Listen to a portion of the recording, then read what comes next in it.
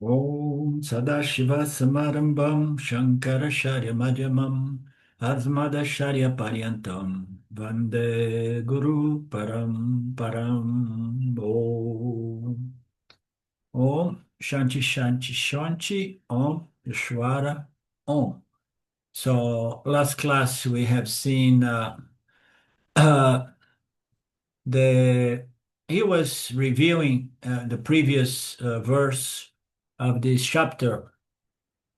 And he was reminding us the importance of our exercise of our free will. So we are responsible. We don't have control, as we know, but we are responsible for conducting life in a way that is in harmony with Dharma and in harmony with the environment and other people around us, and most importantly, Dharma, God's laws and principle. No? So when we say that the grace of the Lord is fundamental, it does not cancel our responsibility because our actions they are absolutely fundamental. They don't guarantee certain exact results, but things do not happen by any chance, by accident, or like scientists believe that everything follows a principle of it's aleatory, things just happen by itself. So, I mean, it's very, very difficult to understand the mind of these people. The thing happens by chance. It's like a lottery. Uh, Things are aleatory. Aleatory is the word. Aleatory. Yeah. Yeah. And it's difficult to understand the mind of these people. Some of these people, not all, because if they have success as scientists, it is a result of a lot of efforts they have put to get certain degrees and study and do some research and so on. So, as we know, if we want moksha, we're gonna need to live a special kind of lifestyle based on certain values, beginning from Dharma, and then moksha has to follow, as a natural consequence. But if the person has no value for self-knowledge and moksha, the scriptures say that's all right, but at least seek other goals in life, but bring in the understanding of the nature of God and its laws and principles and try to live in accordance, in conformity with all of that. So, but most of us are like children. We like to play with toys. And he gave us the example of having real cookies and golden cookies. And most child is going to throw away the gold kind of shaped cookies, and and it's going to eat the wheat cookies. Huh? And so that's the nature of ignorance and the nature of aviveka. We can't really figure out and discern what is real valuable and what has at most a relative value. No? So we are born out of ignorance, and we live like that, seeking and searching some fleeting moments or temporary solutions. And but as we know, anything that's not our intrinsic nature is subject to time, meaning to say it's going to come, such as a certain state of mind, which is really happy, and it's going to change from moment to moment, and it's going to go. And then people say, oh, but it was so wonderful. I want to go back there. And then I want to go back there. And then, like James used to, so more, better, and if possible, slightly different because I get bored. Uh, so that is the nature of ignorance. People pursuing things that do not deliver, but people get hooked up, yeah, hardwired, like an addiction, to those objects of desires.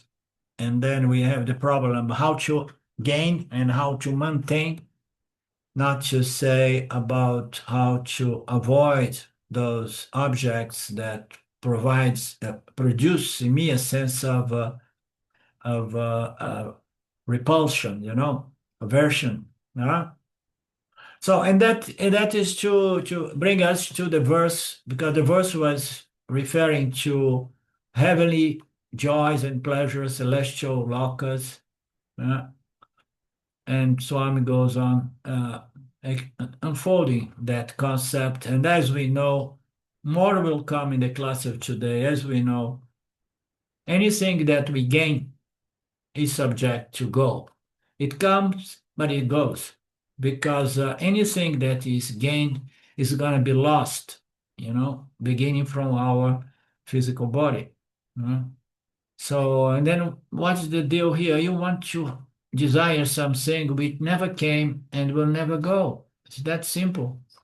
So have the desire. Swami, no, Nisargadatta Maharaj used to put in his own way. He was not a Vedantic teacher. His thoughts were producing a lot of confusion as well. But he had wonderful, powerful, charismatic pointers such as, it's okay if you have desires, just it's okay, but have the highest possible desire. Go for the highest desire. You want desire, so have a desire for the highest. That's his words were have the desire for the highest, which is a desire for that which never, it does not need to be gained, because it's already my true nature, and it's full, whole, and complete. Heavenly pleasure is not going to solve our problems. So this kind of luck is not going to solve our problems.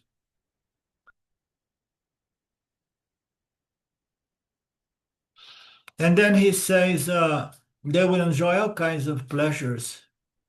Alaukika sukham, they will enjoy extraordinary pleasure that we can't imagine here, because a lot of esoteric and new age groups or mystical groups, they say that in these other dimensions, it's anything you desire, you experience right away. Because they say, because in those dimensions, the mind manifests things immediately. Okay? So if you go, the highest is the loka, the highest is your power to manifest your desires and experience your desires. You have that kind of power, Shakti. Okay?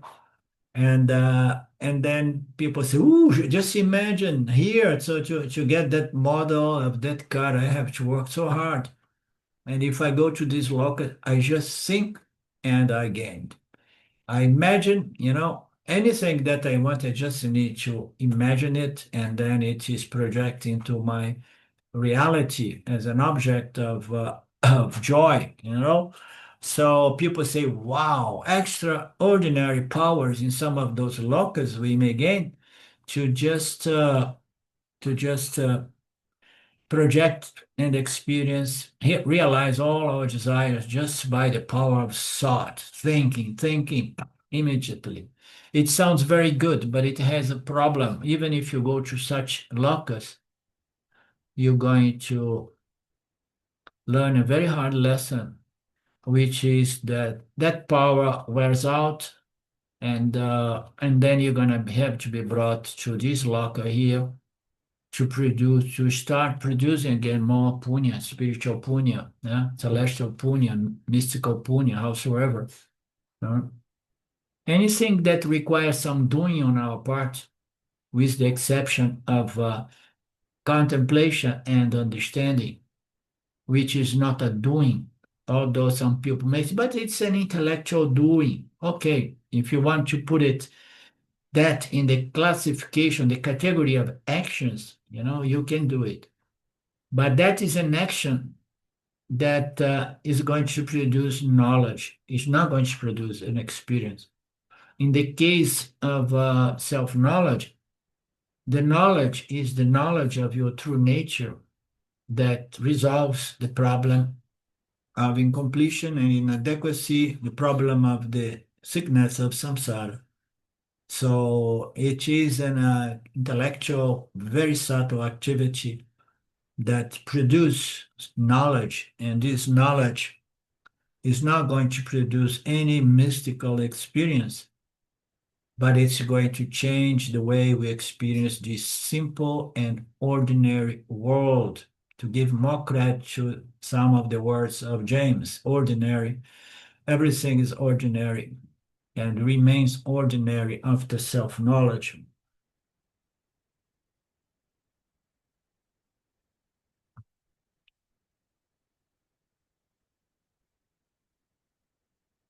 So Krishna is going to go more into these vaga lokas that people work so hard to obtain. At least in the Vedic uh, literature or philosophy, there is a common understanding that you stay there for some time and then you have to come back. Okay, you experience some of these lokas and then you come back. You come back supposedly in the mind of people. You come back in a much better condition. You're going to leave this order, but you're going to have better prabhupada. So in this verse number 21, Krishna just says, having enjoyed that vast heavenly world, they come back to this world of mortals when the punya is exhausted. So who is going to believe it? Who has that much shraddha in the scriptures? Not to the extent of taking it as a fact, because one trusts the scriptures, but doesn't trust the scripture just blindly, but by examining the logic behind of our scriptures, we can see like there is nothing as immune to criticism than these Vedantic scriptures and what it says.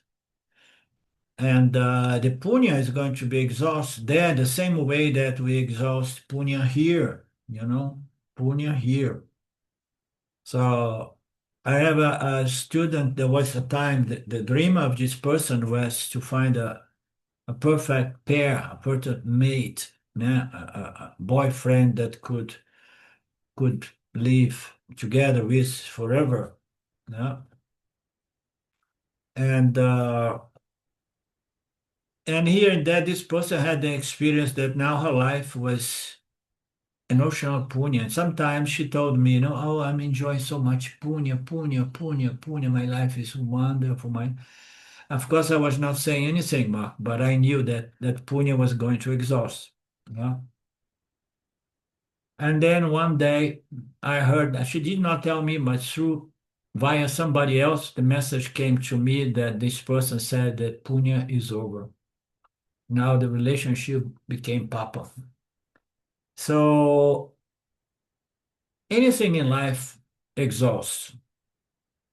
And we can have these parallels examining our experience here and then make a projection on what could be the case in this mental, emotional, locus, because we are talking about the mental world. Okay, these locus are mental worlds, mental realms. And we have to then take the parallel or the example of our dream state. So my dreamer and the dreams I have, and the nature of those dreams is a reflection or an expression of the content of my very mind. If my mind is disturbed, chances are I will have disturbing dreams. But sometimes one develops a very sattvic, dharmic, celestial mind, and then what you have? Celestial dreams. You understand? So the word we talk about in the 7 locusts above and 6 locusts below, they are nothing but mental states that we experience whenever we are not associated with the physical body. And when we go into the dream state, we are no longer associated with the physical body. We are associated with the dreamer body. Okay? So we become the Taijaza. We have a Taijaza body. And through that body, we experience that dream world. But as we know, the dream world is made out of what? Of thought energy, emotional energy, impressions, memories, tendencies, fears, anticipations and frustrations and fears.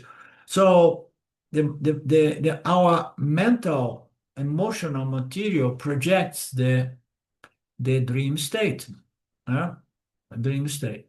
And we don't project because we don't know to do anything, but somehow Maya provides us with a different kind of Shakti, which is Nidra Shakti, if I remember correct. Is that correct? And that kind of Shakti, technically speaking, that's the term, is going to project the content of our minds as the dream world. And we all can experience that. For example, when I was stuck there in the United States, and there was anxiety, there was a tryout on how to come back and this and that. I was not living in my natural environment here, in total peace in nature and so on. And the nature of my dream changed. And I came here and I understood, I felt, I witnessed that the nature of my dream, not only the nature of my dream, but the nature of my sleep changed. You understand? And took a while, 1 week or so, and then it's normalized the kind of dream and my deep sleep, and now things went back because everything changed. The mind changed, even the mind of Yanni changed because it is a Mithya mind. The Mithya mind, in Mithya, anything is running in a flux of constant change. The only difference is that the mind of the Yanni does not change like that. It changes more like this. It has a strength, as Swamiji says, a strength, a power, force, a balance, It is, it has an immunization. It was immunized in the fire of Atmayana. So, but otherwise, we have those mental experience that we can observe it and examine, which are not much different from the locus, the mental, emotional locus that we go and we experience to the extent that I can manifest all my desires. I think, oh, I want a mansion, and bah, I find myself inside of a mansion, Or I want, a perfect husband or wife. Oh, here it is. So you manifest, quote unquote, everything because you are in a certain locker that provides every participant with that level of power of experience whatsoever you desire to experience. It's a huge punya. I want to go there because I want to realize all my worldly desires. And you go there, that's called heaven. It's called heaven. Anything I want, I manifest, I experience because I have so much punya. When I go there to extend my punya in that locker, I say, I have this much punya. So this locker here is the highest possible. All this punya is going to provide you only with 5 minutes of intense pleasure here because it's very expensive. The exchange rate here is not very favorable, but you're going to have the highest possible punya and power to experience punya. Thus, the seekers of sense pleasures who have taken to the rituals of the Veda attain the celestial locus. always subject to arrival and departure, beginning, middle, and end. Uh, so who is no longer satisfied with the solution, which is just subject to time, arrival and departure, beginning and end, changing from moment to moment. So it's only immature souls totally invest in having these fleeting, temporary, provisory solutions that leaves you with the taste of more, more, please, more, better, more. So, what is the freedom in having to go back to the factory to produce a lot of punya in this material physical world, you know? Uh, and here he says everybody is going to do a lot of uh, rituals, sadhanas. You know, I mean, the ritualistic portion of the Vedas is mostly designed for you to get this punya, this kind of the third human goal, which is dharma, which produce huge punya that allows you to go to one of these heavens. No? So who is going to pass on that? No? Because it seems to be the best deal in town. Well, if you don't know any other better deal, this is the best deal in town. Life is all about that. Ram, ram, ram, to enjoy the fruits of the results of all my efforts. Huh? But it's going to be gone after some time. So what? Life is about that. And then you have to keep running to get more of the same or slightly different, or find altogether different object of desire that you believe is going to make you feel even happier. Yeah. And Chris, and then Swamiji's, just being a little bit cynical, say, yes, great. The choice seems to be a wonderful choice. Let's go to that dimension, the fifth dimension, sixth dimension. They go to a wonderful realm or world. They enjoy wonderful pleasures. And that too, not for a short while, but for many long years, says Swamiji. I have no clue about those scales of time. I was playing before that the higher is the thing, more expense. You mean to say you have to spend more punya because it's a logic that makes a certain sense. But here it says you're gonna the promise you're gonna live long, many years there enjoying that heavenly pleasures. Anything you can imagine in this world, you can enjoy there. And not only according to the loka, you get there with some supernatural powers which allows you to manifest things just by mere visualization. You visualize it, bah, immediately you are there enjoying those pleasures. You can go there and say, I want this, I want that pleasure, I want a mansion, I want that, and I want my private jet. Huh? So I want to fly first class, or at least business class one time in this lifetime, or at least one time. There was a time that I used to tell myself, at least one time, at least I'm gonna buy a business seat on one of these planes. But when I come there and see the price, I say, no, it's okay, economic is good. So how big is this celestial lock? Is it going to be crowded with people, with traffic jam and pollution, all of that? So I'm just playing around. Uh, so we don't know. But chances are that the higher the locker, the less crowded it will be. And you're going to be able to have your huge mansion because there is not much competition because anybody is experiencing duality, their own dreams, their own desires by mere imagination or visualization. So it's huge. This is the wonderful aspect that you get is a Sakama Bhakti. Okay, so you see here, that's very interesting, this point. He's presenting this accomplishment of these celestial locks more in relation to the Sakama Bhakti. Sakama Bhakti wants things of this world, but they heard that in the heavens they can get things there in a much brighter way. And they want that. They want to do actions to reap the desires, the fruits which are desires. And then it says people just they fall for it. They see the brighter aspect possible.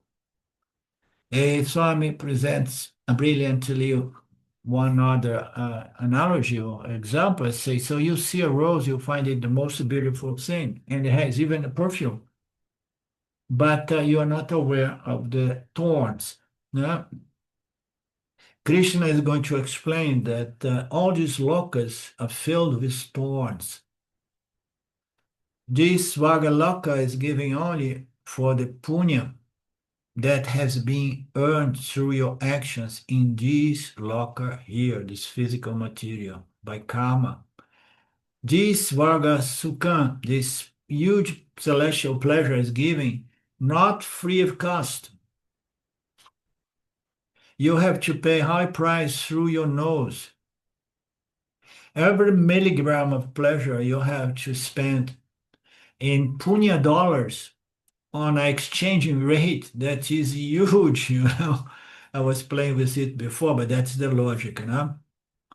So you're gonna have to get your punya and convert that to celestial pleasures. And it's very expensive, meaning to say you have to work so hard to get to that level of loka in which if you're a little bit miserly, you get there and say, how much is the price of this entry of this locker, and how long I can stay here with this bank, with this karmic punya account I have? And then someone there is going to look and say, you have a lot of money, you can stay a few years. I don't know, it's you're going to last 1 week here only with this reserve, you know. It's better you go 2 locus below because there with this one you can last a few years. You understand? So, and how you have to go back later on to earn more punya? You have to get a physical body. The physical body is what allows us to interact with the physical realm because we have the instruments of action and the instruments of perception physically interacting with our physical world. It's no longer a mental thing that you just try to create reality by imagining it. A bunch of people making a lot of these imposters rich. These imposters, they give false promise that you can think and the power of mind is going to produce everything that you desire, you know? So here he calls it what time of karma you have to do to get that kind of punya. Soma yagati karma. So I try to go back. We saw this Soma Yagati in the last class or 2 classes before. Soma Yagati, you remember, Lynn, by any chance? I think it's just the soma sacrifice. The Rig Veda goes into it a lot. Drinking the soma juice. Oh, yes. That's what it is. The Soma juice. Yeah, you have to really earn the Soma juice, the nectar of punya. Yeah. So now I remember that. So you have to earn through a lot of actions, and everything you earn there is time limited. You know, it expires. Any amount you earn and save, it will be expiring soon, limited amount. It cannot be infinite amount of money of exchange punya. And the tragedy is that in Svarga Loka, in this higher loka, you can only spend punya. So what is the deal here? Again, okay, this is a concept that appears in most of our Vedic literature. is like the only place you can acquire more punya is here in the physical realm. And why? We have to analyze why. Because there, although you experience duality, you experience what? You and your thoughts imagining, okay, projecting things that you want to enjoy. You are having a kind of dualistic reality, like Swamiji told me when Mark helped me to present this question to Swamiji. The experience is in duality. It's not that as subject I'm experiencing the content of my mind. So I'm having a dualistic experience the same way I experience duality in my dream state with the objects of my dream. Uh, but I'm experience only. I'm experience only. I cannot really produce more punya because I don't really have any structure, a very stable physical, tamoguna is structured, is order reality, and then our tamoguna physical body, you know, interacts with this physical material realm, which is structured, intelligently designed, as we know, and that according to our performance and the nature of our attitudes, words, and deeds, if we do a good job living and supporting Dharma and so on. Here it says that the people who go for these lokas, they are Sakama Bhaktas. They are not Niskama Bhaktas. Niskama Bhaktas, they are interested in something else. They don't want to go to Svagaloka. They want to get mental purification, mental refinement, and then go into the search for the self-knowledge and moksha. But most people are going for that. They are more Sakama Bhaktas. So, and the tragedy Swamiji says is that once you expend your savings there, you have to come back here. It allows you only exhausting, spending your money, never producing or creating more savings. It's only Bhoga Bhumi, never Karma Bhumi. It does not allow you to do actions to produce Punya Papa. So when we do actions to produce Punya Papa, when we are called to act, to respond to the stimulus coming from our environment, we have to respond with words and actions. Thoughts, words, and actions. So that's the tragedy. There you cannot produce more punya. You're gonna expand it. So your punya account will be gradually depleted, gradually exhausted. So your punya account becomes less and less, and that means that one day, whatever punya you has arrived to that svagaloka at the beginning, it expires, it's over. It's almost as your USA visa expires because 25 years ago, the American dream was big in India. A lot of people, Swamiji knows, had as the United States, going to the United States as a heaven, and they want to stay there forever. So these locusts, you are just kicked out, you know. You are just deported, like we see nowadays. Oh, you're here. Are you okay? So when is your visa? Okay, I have a visa, but it has expired. So go back. What will happen? At least in some other countries, you may try to to do illegal immigration and stay, but there in Svaga, you cannot. There are millions and millions of people cross borders all over the planet going to better place illegally.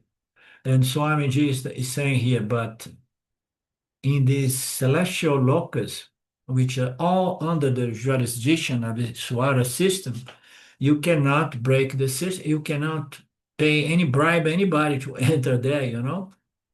So you cannot overstay, you cannot evade.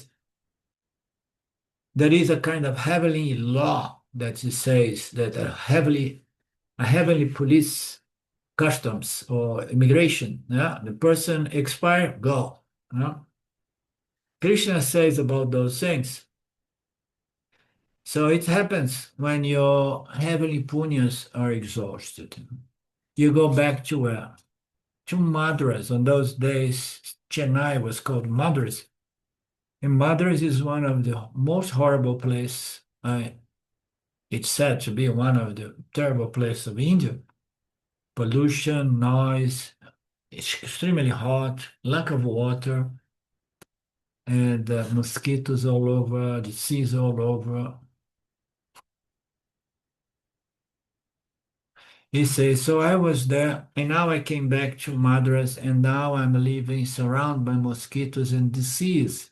In Mundaka Upanishad, it said, even Matya Loka is not guaranteed. It all depends upon what is the next karma that is fructifying. If the next fructifying karma is inferior tapa, even Manusya Loka is not guaranteed, as Upanishad says. Now, I need your help. So did you do any research about these lokas, but to know if it is the 12th, the 13th, or the 14th, or it's not Brahma Loka. So did you do any research there? Well, Manusha Loka is just our Loka, the world of human beings. Oh, yes. Yeah, that's what it is. But before he says that Martya Loka is not guaranteed, did you look into that? I think that's the world of mortals. Okay, maybe the same meaning. Yeah. Yeah. Because it's a very interesting concept, because even if you went to one of these higher lokas, you enjoyed great pleasure there, but you don't know what is in the system, what is in the pipeline, as James was saying. Maybe a different nature of karma now is fructifying.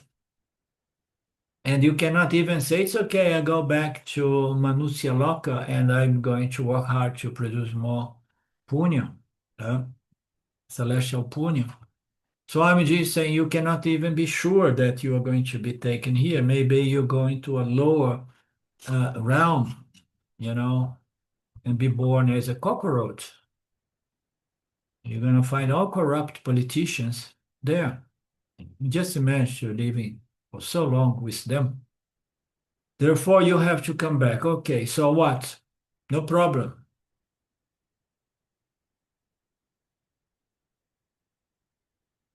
What if you ask the problem is any object which gives you pleasure by its company, the very same object will give you pain. Any object gives you joy by association, the very same object gives sorrow by dissociation. Again, the same concept. If you come here, you know how to go and get what you desire. And then Swami is pointing out to the fact, even if you are really smart in getting what you accomplish, your desires, getting what you want, know that an object of desire gives you joy by association, but when dissociation, because everything that comes goes, is going to give you sorrow. So, and that sorrow is built into the gain of the object, as we know. Very, very natural. If you're watching a movie, a very interesting movie, you love the movie, in the middle, the power goes. You do not have generator. So, and now what? Oh my God. In those days you could not see the movie later on because the TV in India was showing the movie now, and then next time, who knows when they are going to show that movie again. So, and even if you're watching nowadays, modern times, you're watching a nice movie or a nice series, you know, and then you say, wow, this is the best one. I had this experience recently. I was watching something so entertaining. I was enjoying it so much. And then I go down to see how many seasons and how many more episodes are there, you know. And then it's like Swamiji described the guy drinking the Coca-Cola. You will say, "Oh my God, it's coming to the end of my series here," you know. And then I'm already suffering what the dissociation. It's gonna go. It's gonna go. And then I felt a little bit like that way. And then I went to the internet to know why there is no, season four or something like that. And then when I went there, I saw a bunch of people in the internet, but absolutely furious why there is no season five. It's absurd. This is the best thing. I cannot live without it. But I saw all kinds of commentaries, It was very funny.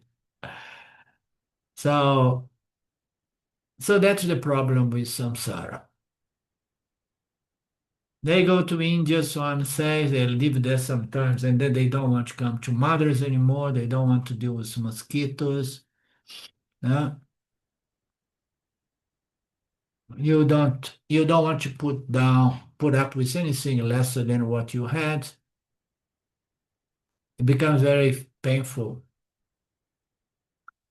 They come back to the dukkha loka, the loka of unpleasurable situations, pain, painful objects of experience. Then what they do, so it is the ultimate addiction.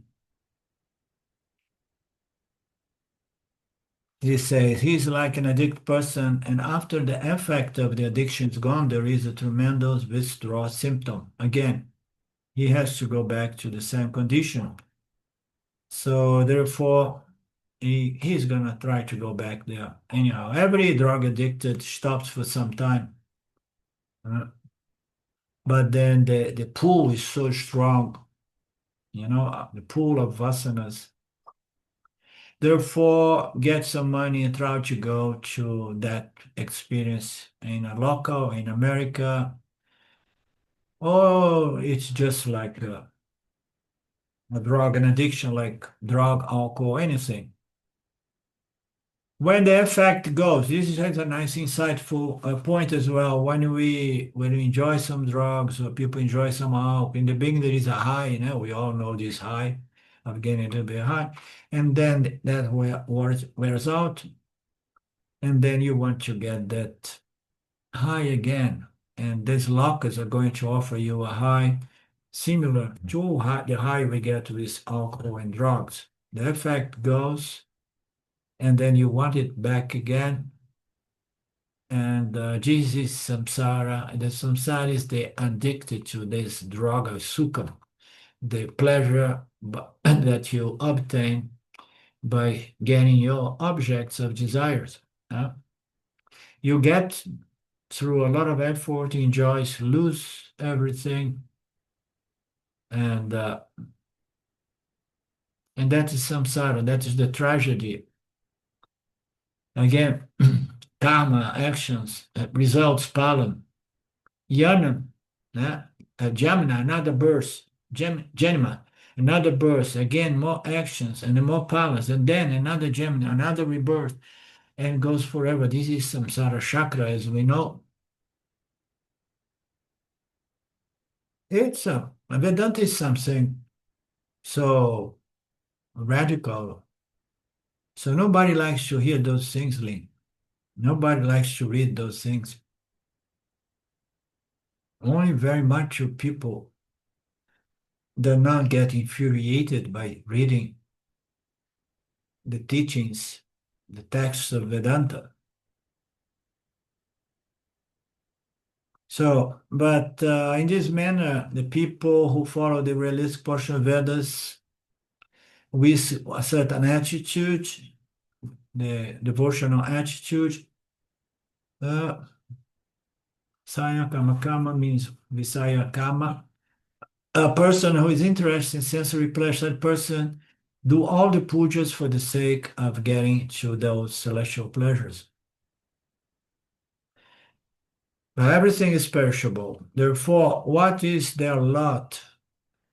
Gata gatam labante. So the consequence is gatam Agatam cha means what, Swamiji? Please. Again and again.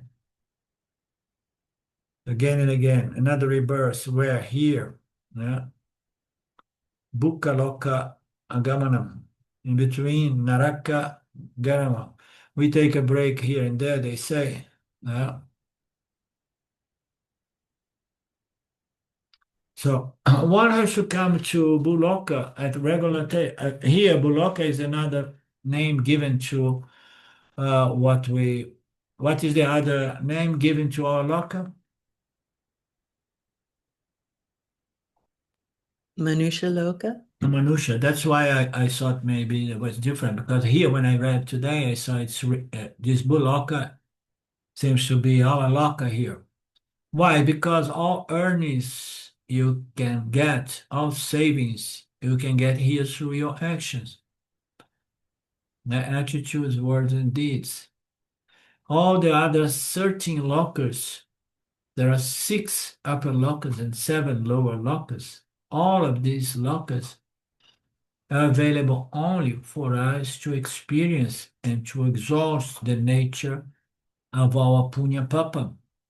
Meaning to say, you have more punya, you go to these superior upper lokas. You have more papa than punya, you go to some of these inferior lower lokas. So, and then you say, but it makes no sense. So when I go up, I know I'm exhausting what? I'm exhausting my punya. Huh? And why I would go to a lower action? Because I don't want to exhaust my punya in this lower locus. And then so I'm just say, no, no, no. When you go to the lower locus, you don't have punya. You go there to exhaust your papa. So it means what? It means that it's okay, if we need to go and pay for our sins, if we have to exhaust loka, if we're gonna be purified by pain, you know, and so be it. Suffering produces certain purification. So if you go down, you're going to be exhausting your papas. Well, in higher loka, you exhaust your punyam. So when we leave our body, we have a bank account. Yes? I was just thinking, so if you're having a very good life full of punya, probably your previous loka was one of the 7 lower lokas where you exhausted your papa. So the thinking I'm thinking it's just up and down, up and down. Yeah. And the other question I had was if you are nishkama bhakti and you end up going to one of the upper lokas, then those desires are not for a mansion, or wouldn't your the vasanas that you take to that loka, wouldn't that make you just want to be with God? Yeah, so as we hear, né, the highest possible loka is called Brahma Loka. You go there only to get Atmayana. So you don't go there to enjoy these powers of fulfilling all your desires. You don't go there for having certain experience of pleasure.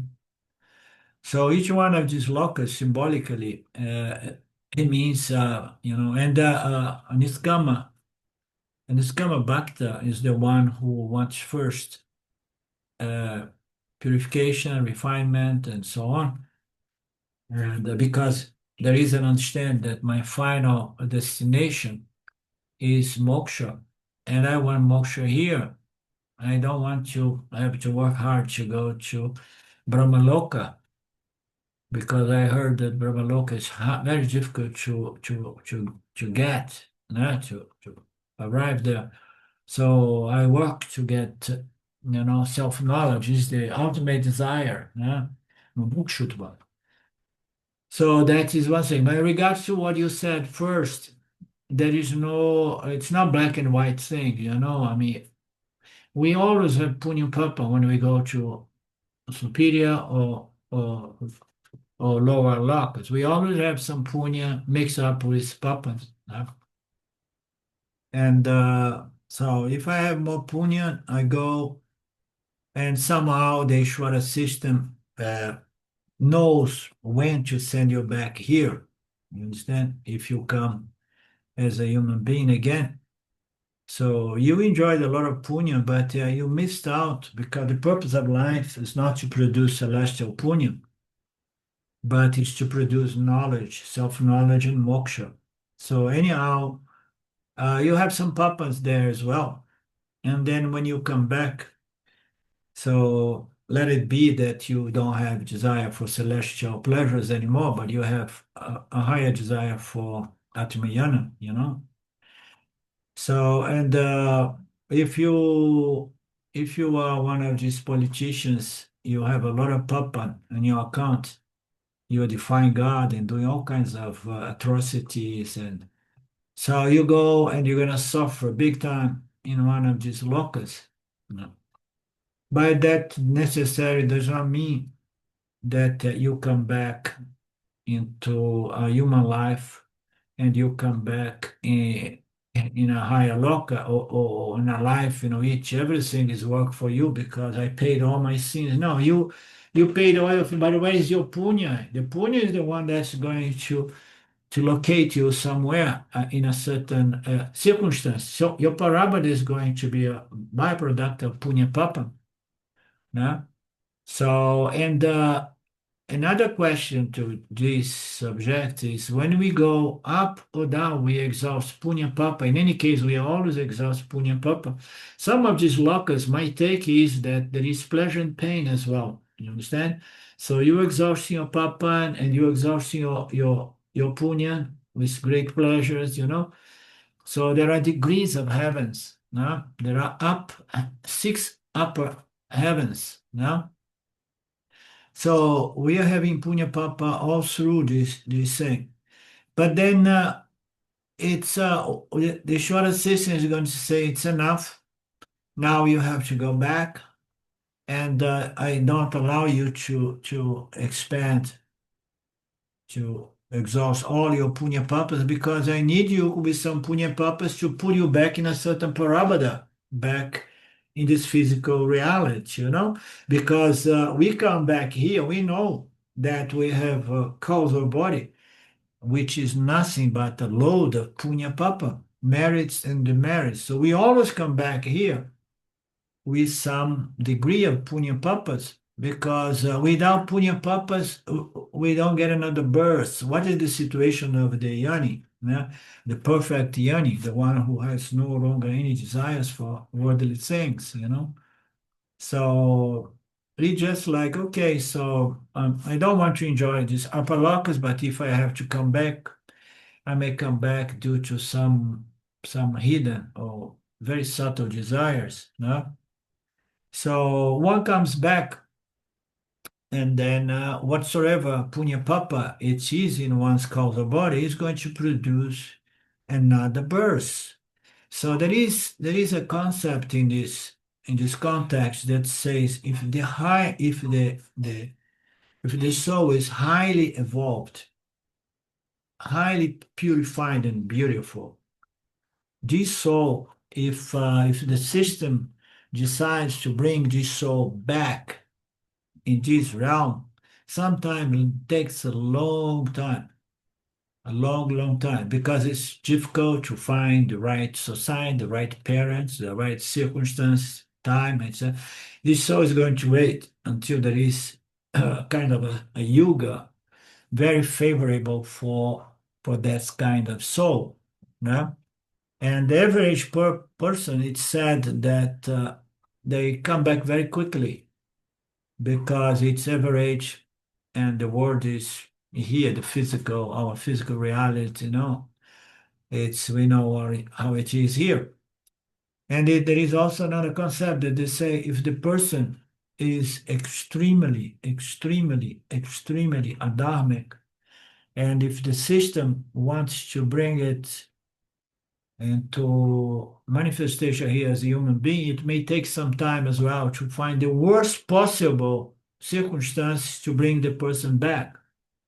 This is a concept that I read in some books, you know.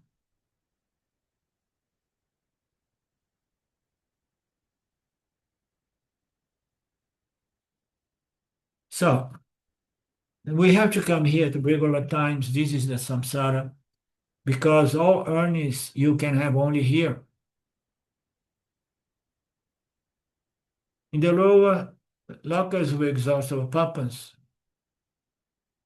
That's why I always felt inclined to say suffering is good. Understand the value of suffering. You know, we are just purifying in the fire of suffering and pain. You know, which has a certain element or value. You know, you're exhausting your papa. Therefore, this is called autobiography of samsara. Swami here makes another joke. What is the autobiography of every samsari? Is the same, you know? So you get a birth, and then you go processing your punya papa, and then you go producing punya papa, and then you leave the body, and then you go up or down, and then you come back again to this realm, physical. And he plays saying like it's almost as if you were an automobile, you know, that goes round and round in the city, you know. So he plays a joke as an analogy of an automobile. Autobiography is an automobile. Biography, okay, it's his play. Verse 22, those people who see me as no different from them, they do offer worship, but in a different way. They don't do anything to gain anything in this world and in other worlds. They worship me by dwelling on me. I take care of their gaining and maintaining of those ever steadfast ones. You know, it's a concept that appears in several chapters of the Gita. Those who are the highest possible bhaktas, they understand that there is no separation or divided vision between myself, pure limitless conscious existence, and their very nature. So they worship me. How they do worship me? Not by doing any rituals or this and that, just remembering me as their very nature, you know, the very intrinsic nature. All there is consciousness. Consciousness is God. And it's the very nature of this body, mind, sense complex, meaning to say my nature is not the body mind body mind complex, but is the consciousness. My nature is God. And I was given a birth so that I can use this instrument of knowledge to extract knowledge from experience to the extent that I go beyond punya papa and further rebirth. And Krishna says, I take care of the yoga of gaining and maintaining for this, you know, this very, very close and intimate of my devotees. In the previous two verses, Krishna talked about Sakama Bhakta, Manda Bhakta. Okay, he's going to reveal the concept of Sakama, Niskama, the concept of God being seen as a means so that I gain my desires, such as celestial lokas. And then when we see God as an end by itself, you know, there is a very nice, a nice insight, psychological insight here. He says, and when you have God not as a means to gain something, but you have God as the end, you understand, as the end, and then your love and reverence and devotion is superior. And then he said, do you know why? Just observe your very mind, you know. Your mind is obsessed, and the desire of your mind, the value you have is for the end of things, you know. Your mind is never obsessed with the means or the journey. We do what we do because we want to accomplish a certain end. And in mundane worldly things, we can see, and he gives several examples here. Human mind is obsessed with the end. They don't get to the journey or to the means. When you see God as the end of your life, so the journey and the means, they become secondary or almost irrelevant, although that they should never be neglected as well. But if we observe our minds, it's pretty much on those lines. We want the final end result, you know, and if we see God as the end, and then my love to God is the highest because I always love the most the end and not as much the means by which I get to any desired end. Yeah? This is the beautiful psychological insight here. Okay, so we meet again next Monday, Shvara willing, at the same time as always. Okay, Namaste. Om Purnamada Purnamidam Purnamudachate Purnasya Purnamadaya Purnamevavashishate Om Shanti Shanti Shanti Om. Okay, namaste. Thank you, Orlando. Thank you. Bye-bye. Yeah. Thank you, Orlando. Great class again. Great material today. Thank you. Very good to know. Thank you, Mark. Bye-bye. Appreciate it.